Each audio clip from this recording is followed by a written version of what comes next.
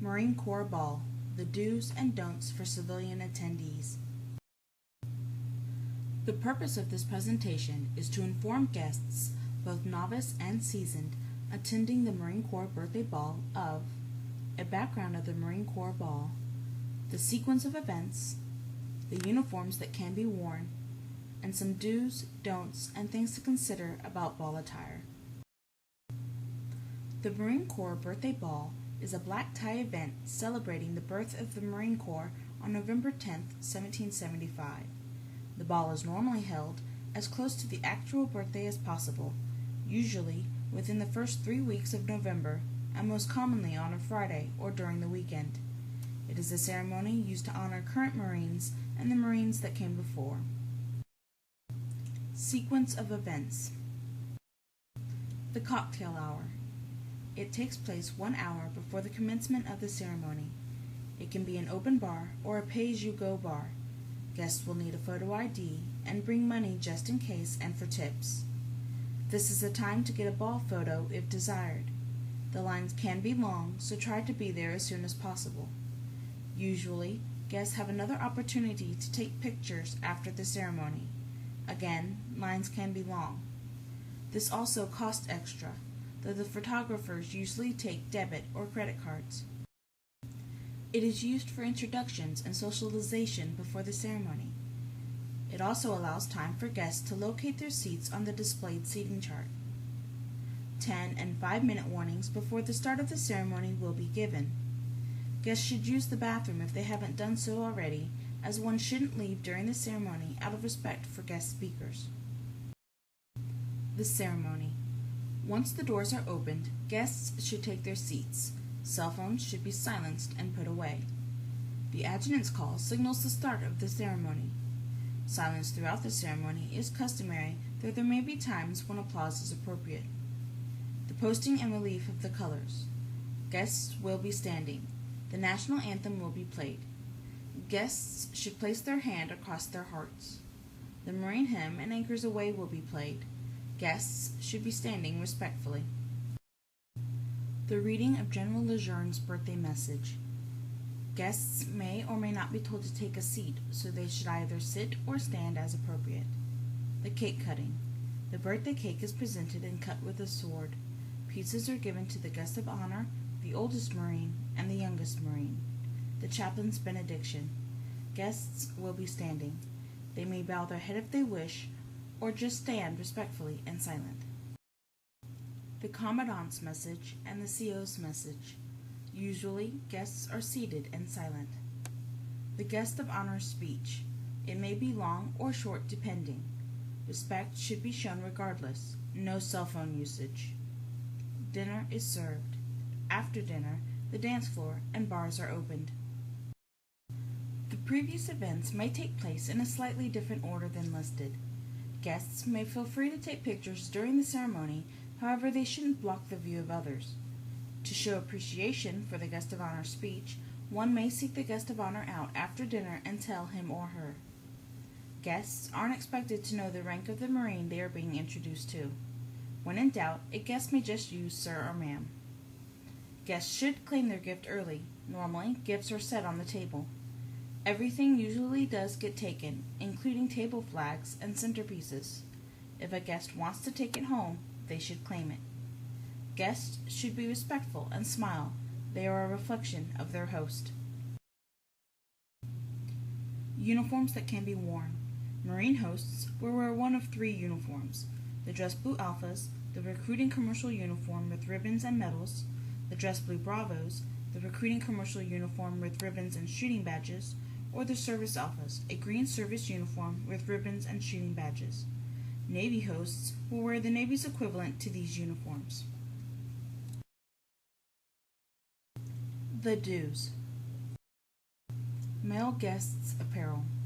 Male guests should simply wear a tux or an equivalent suit. They should be nicely groomed. They should be clean shaven or have their facial hair neatly trimmed. If their hair is longer, they should take the time to fix it as well. Male guests. Their nails should be trimmed and clean with no dirt under them. They may wear cologne if desired, though it shouldn't be overpowering, as they will be in a crowd. Male and female guests' behavior. Guests should smile, be respectful, and have fun. Smiling lets one seem more approachable and friendly. Guests should keep in mind that they will be mingling with their hosts, co-workers, and superiors, and should act appropriately. Guests should enjoy themselves. This is meant to be a celebration. They should eat, drink, though not excessively, and dance. All attendees should avoid provocative dancing. Female guests' hair. Female guests should fix their hair. Even if it is to be worn loose, it shouldn't look like they have worn it down all day. They may go and pay to get it done, do it themselves, or have a friend do their hair. Female guests' nails. Nails can be painted a color. Usually, red, French manicure, or nude shades are worn. If left natural, they should be clean with no dirt under them, and manicured and buffed, or manicured and have a clear coat on. If feet will show, a similar treatment for toenails is acceptable. Female guests' gown length. Female guests may wear a gown that has a hem anywhere up to T-length, or mid-calf. Technically, T-length is the shortest hem acceptable for formal wear. If one is petite and or feels like they can't or don't want to wear a full-length gown, then anything up to T-length is acceptable. Female guests' gown. Do choose a color that looks good on and complements the uniform. Guests can't go wrong with black, white, red, blue, gray, or gold, but one should be mindful of the shade. Do keep patterns subtle. The aim is to complement the host, not upstage them. Do get proper undergarments. Other guests shouldn't be able to see a bra or panty line. If a slimming undergarment is needed or desired, they should be worn. A female guest should keep her gown simple. She should wear the dress, not the other way around. One should make sure the cut looks good on them and that they are comfortable in it. Do alter the gown for a proper fit. One should try to get the gown in for alterations as soon as possible, because local tailors get swamped near ball season. Mid-September is the latest one should probably turn in a gown for alterations. The don'ts. The main reason for this list of don'ts is because guests are a reflection upon their host. One doesn't wish to make a bad impression. Though it is unfortunate, guests should be aware that other guests, including those more seasoned, will be talking about their attire, good or bad, and will be judgmental. If a guest dresses inappropriately, their host may hear about it afterward from his or her superiors. Severely inappropriate attire may subject a guest to being asked to leave. This has been done. Guests want their host to have pride when showing them off. The "yeah, she's with me" attitude, but a host probably doesn't want to have other Marines leering at their guest. Female guest's gown. Don't wear a wedding gown. This should go without saying. Guests are at a ball, not their wedding. Don't make the mistake of thinking the ball is like a prom. This is a formal event, not a prom, which is semi-formal. Guests shouldn't wear a boutonniere or corsage. Don't wear a gown that puts the body on display. A guest might be proud of their figure, but they don't need to show it all off at the same time. This includes extreme deep V's and really low-backed gowns. Guests should be mindful of the fact that if they can't wear undergarments, they may be showing more than they want while dancing. A guest can be sexy without showing large amounts of skin.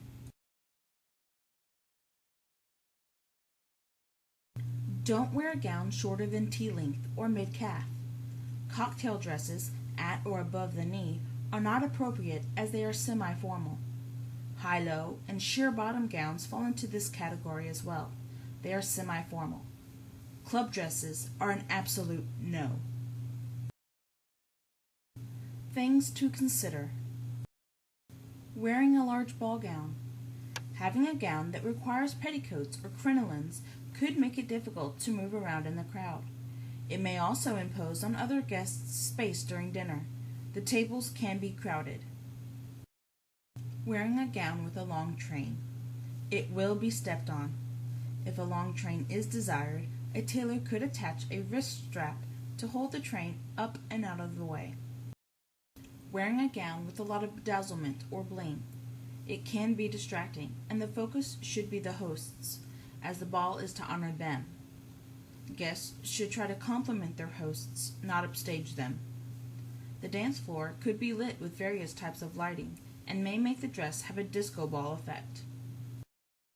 Wearing a gown with wild prints or colors. It can be distracting, and the focus should be the hosts. Again, the ball is to honor them. Guests should try to compliment their hosts, not upstage them. If in doubt, a guest should take the uniform with them while they shop to see what the gown would look like next to the uniform, or one could play it safe by just going with a color from the uniform. Wearing a gown that doesn't fit. Factoring alterations into the budget is a good idea. Looking good and being comfortable in the gown should be the goal. One shouldn't have to worry about breathing or eating throughout the night, or be forced to continually adjust the gown. For example, pulling the gown up, adjusting the straps, smoothing it out, chipping over the hem, etc. Footwear should be comfortable. Guests will be standing much of the night. The heel height isn't necessarily important, but comfort and the ability to walk or dance are.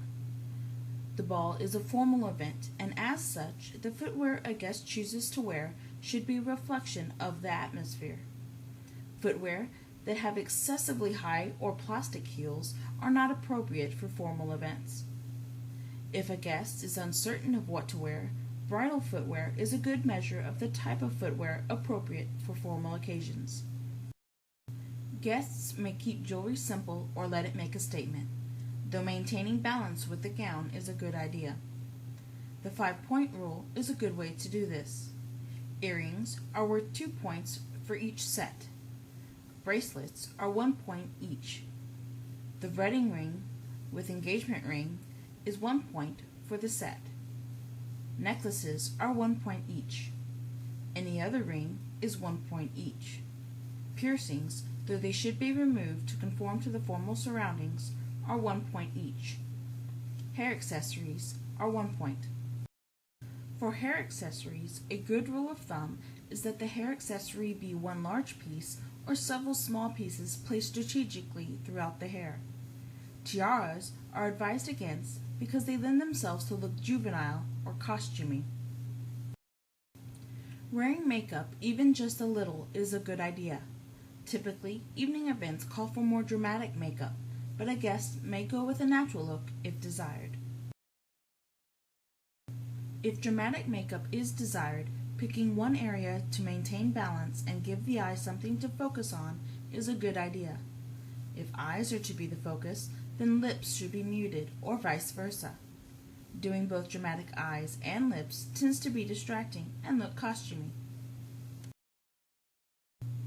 Gloves can be worn if desired.